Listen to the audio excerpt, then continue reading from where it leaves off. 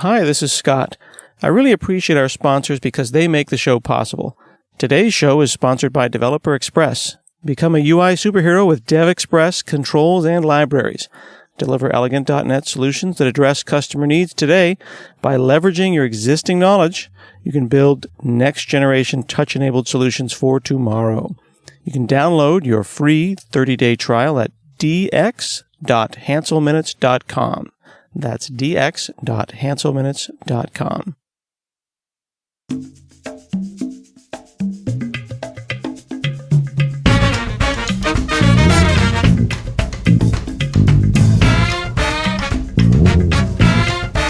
From Hanselminutes.com, it's Hansel Minutes, a weekly discussion with web developer and technologist Scott Hanselman. This is Lawrence Ryan announcing show number 478. In this episode, Scott talks with Hanselminutiae veteran Richard Campbell. Hi, this is Scott Hanselman. This is another episode of Hansel Minutes. This is specifically Hanselminutiae, live number 16. This is the show about nothing with Richard Campbell. We do it well, too. What is this, 16 of these, 15 of these? 16. It's ridiculous. Yeah. We've been doing this for a while. And of course, since the advent of Google Hangouts, we record these live. So if you are hearing just our voices, you can certainly go up and check the show notes, and there will be a link to the live video show. So check that out as well. So Richard, I just got back from Subway sandwiches. Yes. 5 minutes ago. And we had sort of a plan about this show, but now it's over. Because you're upset. The plan for, yes, I'm very upset. So I'm sitting there at Subway on my work computer, and I'm doing my thing, and I get a prompt that says that Adobe Flash is out of date. But I have Google Chrome, and I know that Chrome includes a copy of Flash, and that typically I shouldn't have to do that. Additionally, when I did that, my first impression is, oh, weird, I've got a toolbar virus, or I've got something going on. So I look at the URL, but the URL is where I was going. So I didn't get maliciously redirected. Right. I did not get redirected. I see, foo.com hasn't changed.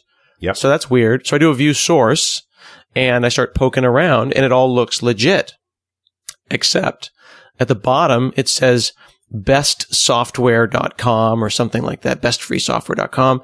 So I go and I hit download, and it brings down this this virus that sends me off to some Russian malware site. Oh, nice. And it's evil. So now I'm freaking out, and I'm like, wait a second, I just got this laptop a couple of weeks ago. I'm a reasonably smart person. I know my toolbars. I know my viruses. Start poking around in the task manager. Nothing weird. Okay. Clean. Could be a rootkit, but still don't feel right about that. What's going on? I continue surfing for a while, and it happens again in a different browser. Oh, wow. So not even bound to the browser. So now I'm thinking, well, TDS or some network interceptor, and I'm poking around using auto runs from sysinternals. I'm looking at the networking stack. And then I search for I Google for, weird Adobe redirects, right? Yep. And come upon this thread that suggests that the router may be the issue, which is extremely disturbing to me. And you were at a Subway. And I'm at Subway. But, I'm in rural Oregon, so I go up to the guy who owns the Subway, and I'm like, hey, dude, because that's how I approached the owner of the Subway. I said, hey, man, can I, tell me about your router. So he shows me the router, and he's got a whole weird Franken router kind of a situation. He's actually got two routers. He's got 192.168 1.1 for the register, and then I'm on 168 2.1. So he's got a router behind a router as a way of making kind of an AirSats guest network. Right. So he doesn't have a modern enough router to go and do guest networks correctly. Right. So I say, listen, do you mind if I check out your admin page? And, he's seen me around. He knows I'm a good guy. Not your first visit. Not my first visit. Yeah. He knows, let's just say that they get my food started when they see my car pull up. So I start poking around, and nothing's wrong. Looks totally fine. DNS is cool. It's not an obvious DNS hijack. Right. But it says copyright 2009. Mm-hmm, mm-hmm. This is the router he got out of the box freaking 6 years ago. Sure. Well, it So still works. Yeah. So I go to status, I get the number, and I go, that's fine. I'll just upgrade this guy's firmware, right? Right. So I go to the update firmware button, and I'm already concerned because it doesn't have the automatically update firmware. Yeah. It's the browse the modern button. way. Yeah. Go and look for the firmware. So I go looking. This is the latest firmware. Okay. So you're up to date.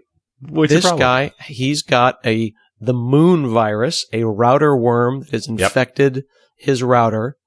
So then and plus he's got 2 of these routers now. So I'm trying to figure out which router's got it. It's Both the one. It's the one furthest upstream. In fact, I'm sure both of them got it. You think they both do? Yeah, probably true. Because it's self-propagating. That is a valid point, actually. Even though one is downstream of the other. Yeah. So I'm scandalized.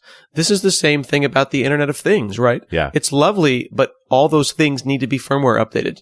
Yeah, sure. And the moon virus is new. It's like 2013, 2014. So there's no way whoever made that router could have anticipated. And their answer is going to be buy a new router, something that's protected. Exactly. And I went over this. I spent about 45 minutes there. And I said, listen, man, I think you got to ask for a new router. Like, I don't see a way out. Now, here's the part where I think, our very kind Twitter followers, some of which are watching the show right now, maybe miss the point a little bit because they say, oh, well, you should just use, DDWRT or, Open Tomato or whatever. It's like, right. This is just regular person. Yeah. Mortal. He's they're not going to customize the firmware. It's not, no diminutive implied. He's just trying to do his job. You know what I mean? I think this falls on the Linksys, Netgear, Cisco's of the world, the guys who made this hardware that had the vulnerability, and they're just not fixing it. Exactly. And the idea that I should go and flash it with an open source third party, thing, that'll solve the problem in the short term. But then think about this as we are all IT for our families and friends. Mm-hmm. It's going to get broken into, and then I got to go get an update to Open WRT. Yep. Because these things happen. Every light bulb out there represents a threat. These days, and every year that goes by, it's like, Well, this is the responsibility of the manufacturer. You made the money on this. You've got to pay the costs. Manufacturers come and go, though, right? Think about right now. I can go down to Goodwill or, any thrift store and find one of the little rabbit ear blue Linksys routers. Yep. That's cool. And I can flash it with an open source firmware. But that's because that little blue Linksys router is the most popular router in the history of routers. Yeah. 5 years from now, let's say that I stop by, Goodwill in 5 years in 2020, which is impossible to conceive of that's going to actually happen. It's 5 years from now, man. And I'm going to find a Nest or I'm going to find a light bulb. Yep. I'm like, oh, hey, cool. Free Internet of thing. Take it home. Oh, wow. That company went out of business. There's no updated firmware. It wasn't popular enough to have an updated firmware. No protection. So now it's just an infection I'm bringing into my house. Well, if the router scares you, have you heard of Red Balloon? No. What is that? Red Balloon I've heard was of a the French security movie. firm. Yeah, not 99 Luft balloons, but now these were a bunch of white hats that did a demonstration a few years ago where they created a malformed Word doc, printed it on an HP printer, took advantage of a buffer flow, rewrote the firmware for the printer, and then made the printer constantly seek on the same location until the printer caught fire. Until it caught fire. Yeah, it just like till it making smoke fire. Okay, so they made a like less dramatic version where what it did was send a copy of every document that you printed on that printer to another site. How's that for corporate espionage? That is disturbing. The physicality of these things is weird. Like, and I've got this insulin pump, and people can break into that and do something with it. It's just not a big enough or interesting enough target. It's really pretty interesting, Scott. Well, the point I'm making is that the idea that one could attack the physicality of a thing. Yes. And in the example of the printer, make it move fast enough that it would cause friction and therefore burst into flames. Well, there's a story, going back to the Cold War, where one of the ways the CIA spied on the Soviets is that they were maintaining all their photocopiers. And so they took copies of everything that was copied. Well, this is a digital version of that. I can infect your printers with stuff that will give you copies of everything you print. You know, I just remember when I used to go and throw, I would see open printers like in the neighborhood and just say, hey, your printers, and I would send them. The early days of broadband, I took it upon myself to drop documents on people's desktops that says, look, your machine's wide open. See this? I was here. Would you like me to format your drive? Because I can. So what do I do? This is my local subway. This is conference room B. This is where I go and, eat and surf. I'm thinking of my 5 point. But you understand, though, that this is the part where I think we all can relate. Yeah. I can't leave this broken. I have to fix this guy's router. Yeah, and it means you've got to replace his router. Yeah, which means I'm now the guy. You know what I mean? Well, the new routers, you stay in the links of this line, the WRT 2500 AC. That's an expensive router, though. Yeah, but for $200, like, it's a good one. It's self-updating, it's maintained, it's got the guest network, it's got all the features he actually wants. But from the perspective of the user, but the one that Frontier gave me or the one that CenturyLink gave me was free. Yeah, it's garbage. It's not fair. And it's like someone goes and buys a car and I say, hey, Richard, I just got a great Toyota Camry. And since you know cars, you go, well, that's crap. Swap the engine out. Camry's a pretty good car, actually. But you see what I'm saying, though. To your point, the free car, probably not as good as the car I paid for. Yeah, I hear what you're saying, but I keep coming back to non-technical parent, non-technical relative. I just think that the internet is a thing that's supposed to work. Yeah. And there's all these great pieces of advice that people gave me. They're like, well, you could just VPN or, you could use this or use that. There's all sorts of things I can do locally. Yes. That doesn't solve it for that person, though. No. So that makes me sad. And it's not going to either. I'm looking in the Q&A here. If you click on the Google Hangout on the left-hand side there, the Q&A blue button. Yep. People have noticed that I have got the crud. You can hear it in my voice. Yeah. You remember when a cold was a couple of days? Yeah. And a little bit of tea. And now it's like 5 weeks of thinking through a fog. Well, they're evolving too. Yeah, exactly. I think I may literally have caught this cold from this router at some point. It would not, seriously, it would not surprise me if I have some kind of a I think I like freaked out Scott Hanselman. It's kind of fun. Well, then this is the other thing, though, and this is why InfoSec is such a funny place. Yeah. That people who are maybe listening, who are InfoSec people, are probably like rolling their eyes so hard that they can see the back of their brains. Yep. That like, oh, Hanselman's finally caught the InfoSec thing. Well, it's because there's so much fear mongering going on. Yeah. It's just like everything is insecure. You're completely. It's all tinfoil hat. Yep. The part that's disturbing is when you discover that it's all true. Yes. Like everything they've been telling us is totally true. Like, you notice I'm wearing the Red Ass Radio shirt because this is what we do on that show. I've actually had a pineapple demonstrated to me. Mm-hmm. Where we walked into a Starbucks and just Troy Hunt picked up a dozen accounts in 30 seconds. Yep. Yeah. Read Troy Hunt's blog on the pineapple and how you can set up a honeypot. They're just wonderful. Yeah. My dad always says, just because you're paranoid doesn't mean they're not after you. It's true. Which is basically what's happening. So yeah, you're not wrong. What was the original thing we were supposed to talk about on this episode? Google I/O. Sorry. Like, no. This is bigger than someone is wrong on the internet. Yeah. This is, there's a problem at my local subway. Like here, my friend Jackie Alcine just retweeted, the internet is just the thing that should work. You know what I mean? Yes. Like, I don't turn on water in my faucet and assume that it's got a rootkit and a virus. I'm sure it probably could. Yep. You could get sick from it, but it's just, water, shelter, internet. Yeah. It just feels like I should be able to expect and a yet we minimum have level problems of with water quality. We have problems with electricity quality. Like all of our utilities struggle. This is just another utility. We're still not recognizing the utility. Yeah. Very frustrating. Yeah. Okay. So thank you for letting me get that off. I'm looking at the waveform here on the and I see like, well, that's all me talking. Yeah. And there's Richard's going, mm-hmm. You've been very patient. You had anxious moments, and I understand that. And it's, I've been watching these firmware viruses for a while because it's an ongoing problem with no good answers.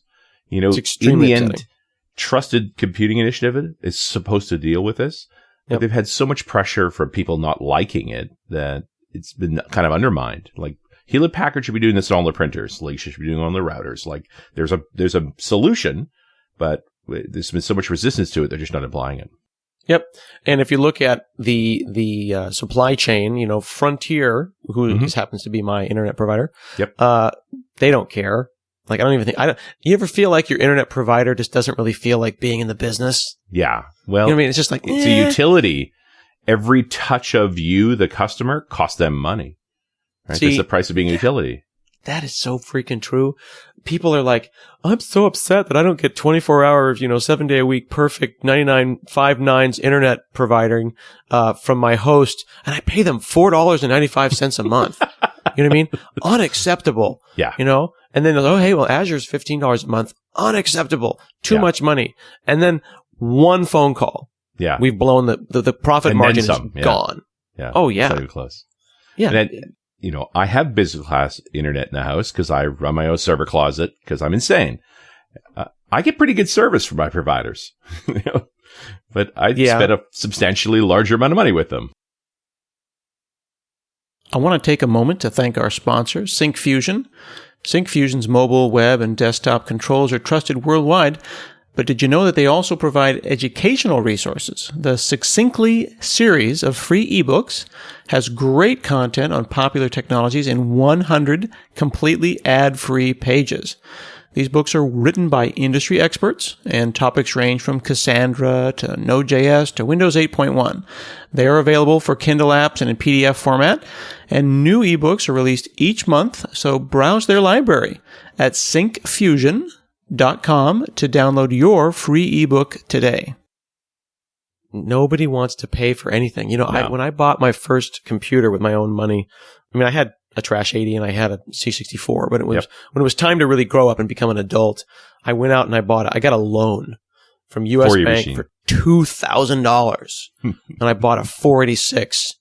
And the big controversy was like SX or DX, but a DX33. DX all the way, man. I might need to do that. And I bought this $2,000 computer, and it was fine. It was a great computer, but it's 46 right now. Yeah. If I buy a $2,000 computer now, like all my neighbors are buying $499 machines from Walmart, and they expect the world. Yeah. And hey, here's a true story. My wife had a laptop, 18 months old. Mm-hmm. Turns it on last week, and a weird pop-up comes up that says, "Your battery has now ended its life." It's done. It was just the weird. It's like, Elf shot the food. Like, what the hell? So I'm like, okay, I guess I'll get a new battery for your phone or for your laptop. So I go online, thousands of people with the same problem. Right. This battery has built-in firmware in the damn battery, excuse my French, that says I can be recharged, 272 times or whatever. Right. And she's recharged. And it's just like, I'm done. End of life. So I'm like, okay, I guess I'll replace the battery. Nope. No user serviceable parts inside. So then I got to order, because my wife wants it fixed, right? So that means it's going to get She's not going to care about the details. Tech boy, fix this. Exactly. So I go and order a new one, and every step of the way, the laptop manufacturer is threatening me. Like, don't do this. It's going to be bad. And I'm going to get warned. Like, I'm going to go and get this aftermarket Chinese battery. I'm going to plug it in, and their little software thing's going to go, this is not one of our inkjet printer cartridges. Yep. You have to, don't try refilling your inkjets. Yes. It messes with our profit margin. XYZ.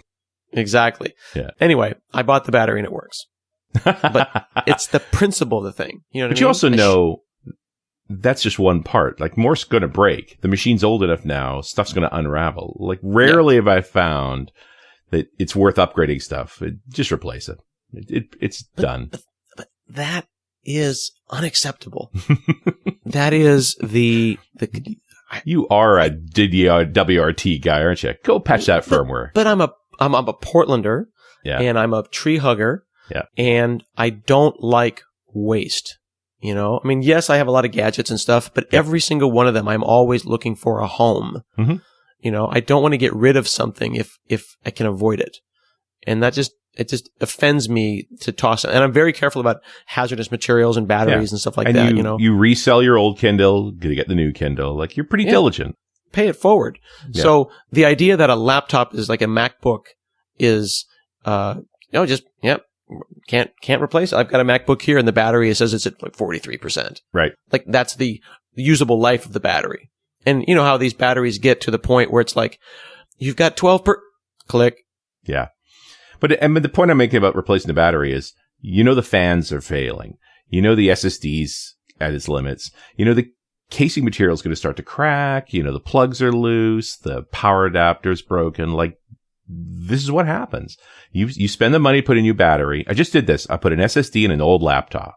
Mm-hmm. The fans failed, right? We got another 6 months out of it after spending $100 on an SSD. Now the fan's done. I can't really replace the fan. It's really hard. This is where we're no longer like the young wide-eyed people. This is where I go straight, get off my lawn. You know what I mean? So I go and try to buy some G.I. Joe men for my kids, the little action people. I think they were Marvel. When I say G.I. Joe, have boys. I have girls. No G.I. Joes in my life. Well, I mean, everyone's different. My niece loves G.I. Joe. Actually, she's got a bigger collection than we do. Yeah. But point is, I go and I get these G.I. Joe people. Their arms don't bend. They don't do that anymore? But think about that. Like, that's the canary in the coal mine. Like, let's get to the essence of it. Right.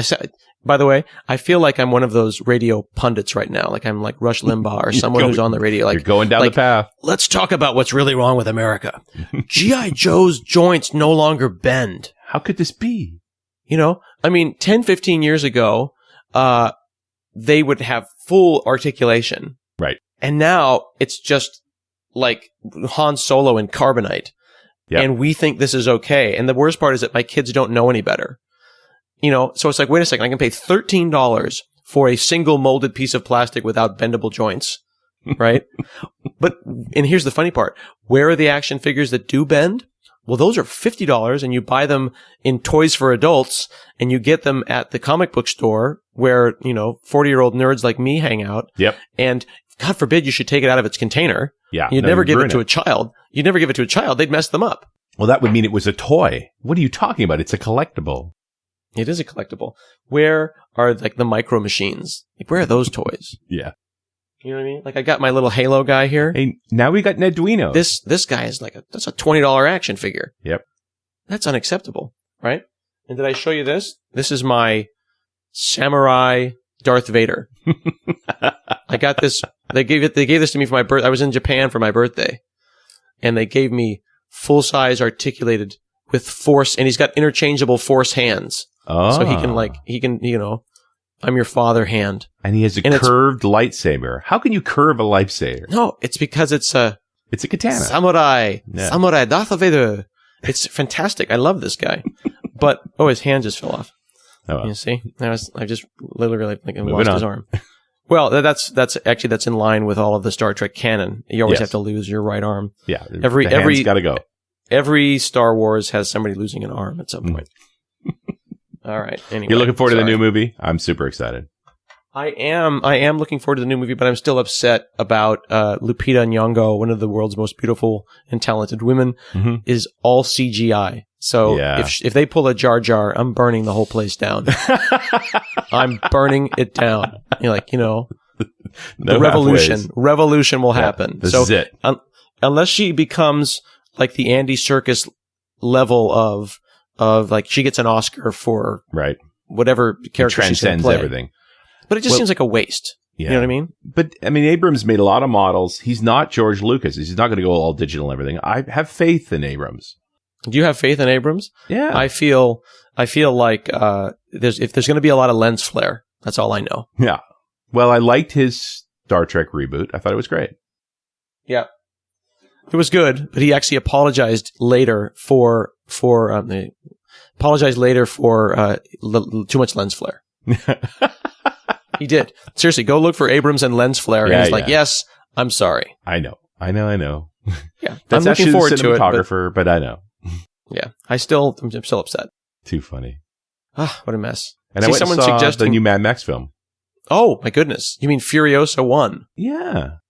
I thought Mad Max was really good. Like, I thought so too.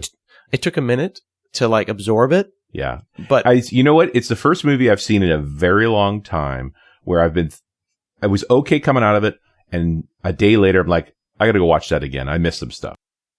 That's a really good way to put it. I felt like what happened? What just happened? Okay. Well, in the sense that there's so much more story we didn't see. The relationship between the three brothers, there's so much stuff going on in there. It makes you feel like either it was really just brilliant filmmaking and they trust us as viewers to not be idiots. There was no obvious callbacks or anything that, like in your face. They just let you assume stuff. They were very judicious about telling, like every character had a name. Yep. But they weren't in your face. They didn't keep repeating the names. And some they didn't even mention. Yeah. But they, the thing that, I don't know, and also it passed the Bechdel test, where all of the women were having conversations together. There was one scene where there were 12 women all talking and not talking about men, which is the Bechdel test. Yeah. It was good. I think that, I did feel that having, was it Tom Brady? Yep. Bane? Mm-hmm. I like him, but is that his thing now? Is to star in a film and have 6 lines? Well, that was the Mad Max thing. Like in some sense, they were Bane really loyal too, to the original Mad Max. I love the idea that they named the movie after a guy who's really a supporting actor. There's a whole other story going on there that he's largely trying to avoid. And then when he finally goes, all right, and then gets involved, and then he leaves. And he is not interested in anything. Like he just wants to cover his own butt. Yep. And make sure that he is safe. Right. Yep.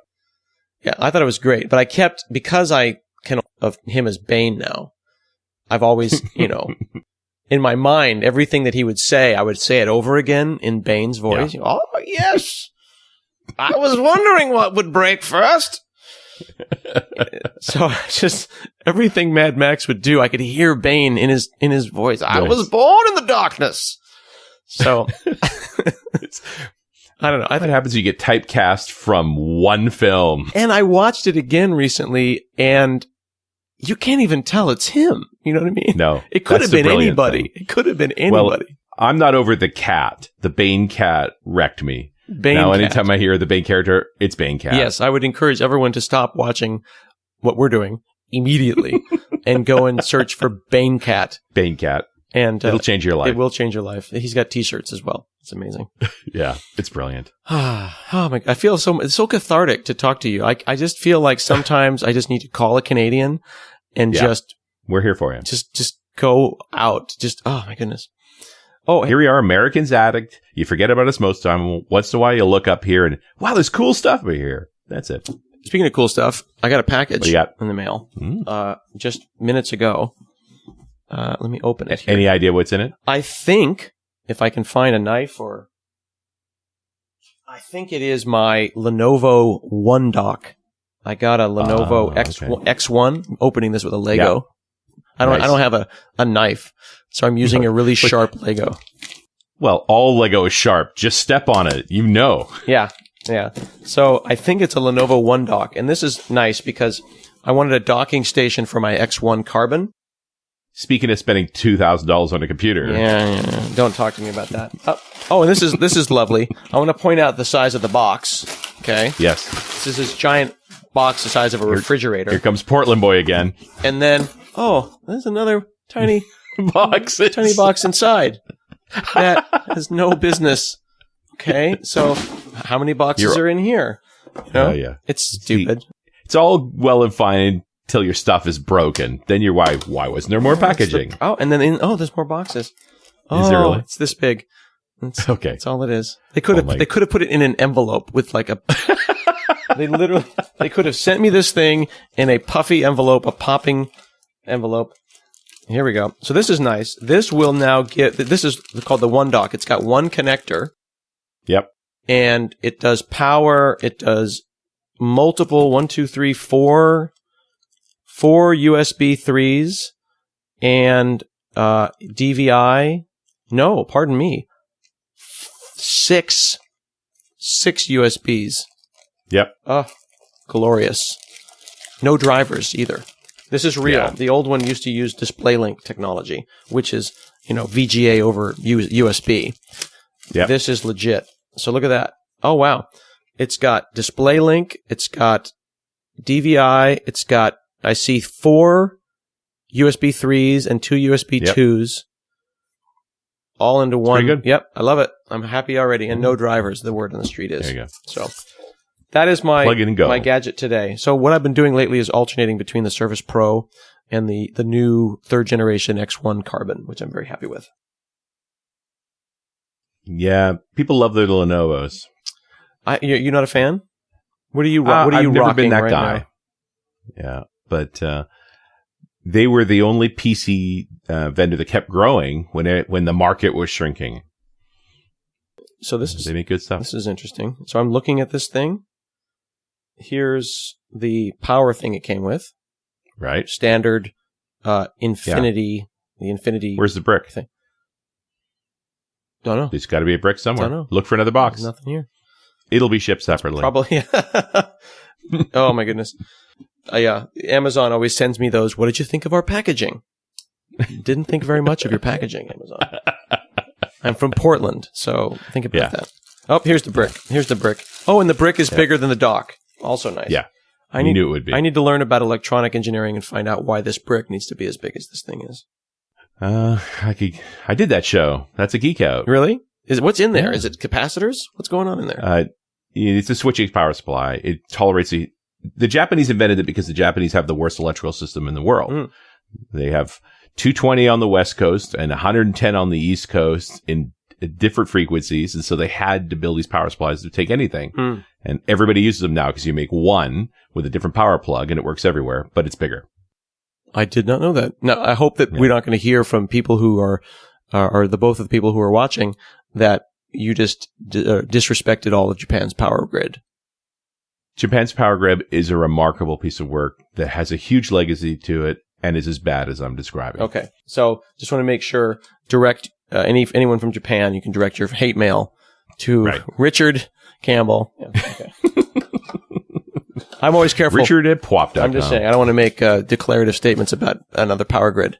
I will, there you go. On the other hand, talk about Amazon's packaging problems.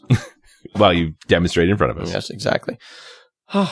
So I feel much better. I feel like I got a weight off my chest. Even though you can't hear it, there's a resonance. No. But you didn't. You sound better. You only spoke for like 6 minutes, which means I'm a lousy interviewer. But you're a great this therapist. Is the conversations we always have. But you're a great therapist. I feel good about that. How does it make you feel, Scott? I feel great. Oh my goodness. Well, what else do we want to talk about in our remaining few minutes? In our remaining few minutes, I did a different kind of geek out that went out last Thursday. Mm-hmm. So, talk about that electricity show. When do you do the second one, right? Like you take a topic, you put together an hour on it, you hammer away on it. Mm-hmm. Now, 3 years later, when do I revisit it? And so we did this show that was just like, well, here's an update to electricity. Remember when we talked about this and this? Here's the new news. And then we talked a little bit about fusion power. And the big thing on the space side was SpaceX, Elon Musk, looking at you, Damian Edwards, he asked, is now allowed to fly payloads for the Air Force. So about a year ago, when SpaceX was getting good enough that they were going to be able to fly military payloads, United Space Alliance, or United Launch Alliance, this is Boeing and Lockheed working together, locked the Air Force into a 5-year, 37 payload deal so that SpaceX couldn't play. And Musk got a little annoyed. How is he going to solve that problem, though? He was going to go to Supreme Court and sue and da-da-da-da-da. And this is the end of it. 2 years later, the Air Force is saying, hey, this is a pretty good rocket. We're going to fly it. And I'm hoping, this is the big deal. This has to encourage Lockheed to start thinking more commercially. They only do these military deals where it's time plus materials. Like it's a fixed bid. And if you make all your deadlines, then you make a profit. which means there's no reason to save money, right? Like, don't be efficient because they'll always pay your costs as long as you make the dates. And for people who don't know, Lockmart is a shortened Lockheed Martin, correct? Yes. It's the makers of the Atlas V. You know, Elon Musk is the closest thing we have to Tony Stark, and everyone says Yes. that, but it's totally true. Yeah. But, Yeah. man, I love the guy waiting for the Iron Man suit, but guy, It's not working on it. I did not enjoy his Powerwall speech at all.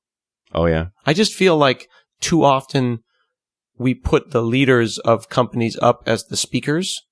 Yeah. They should just hire somebody. Like, Let the pros do it. Let the pro speakers No, do but it. It's like- a different job. So Elon Musk comes out and gives a very awkward, very uncomfortable speech about the Powerwall. Why don't we hire, Right. Kevin Hart or, Yeah. some actor who is equally passionate about that? Get Yes. Matt Damon up there to give a speech. I'd watch that. Like, why do Yeah. we always feel the need to put the VP or whatever on stage to talk about something just because they happen to lead the team? Like, Well, Microsoft's got disease too. yeah, we do, but Yeah. I can't say that. I can. I mean, I can think it, but Yeah. But the point is, hire a talking head. Yeah. I think. Let the presenter do the job, communicate the message the most effective way possible, and then go build a product. I would love to see Kevin Hart talk about the Powerwall. That would be Nice. That'd be cool. Oh my goodness. Okay, cool. So that's an episode, isn't it? And again, We had 32 viewers. I'm happy about that. Thank you for watching.